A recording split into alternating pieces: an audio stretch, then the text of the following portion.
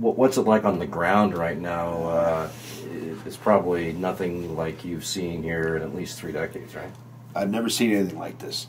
I lived through Hemlo, and I've seen. Of course, there was the rush up in the Ring of Fire, but this is the first time we've seen a rush on the same levels as I would like to consider, very similar to what you've seen in 1903. You're starting to see a resurgence that you've never seen before, and we may not ever see again, by the way. But let's put it this way. I've not seen more interest in this area and looking for cobalt in my lifetime.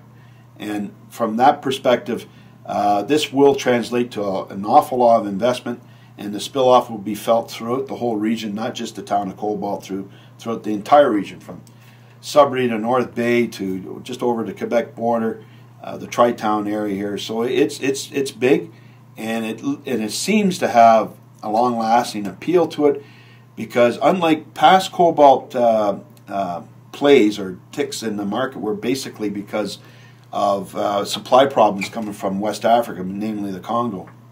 This one here is based on the cobalt battery business and what's happening with the cobalt market. It's about to explode, and they're having trouble finding sources of cobalt that are as a primary product perspective rather than a tertiary or byproduct basis like you do in the nickel mines. So this puts this area right in the focal point in North America, along with a few other places in North America. One is in Idaho as an example.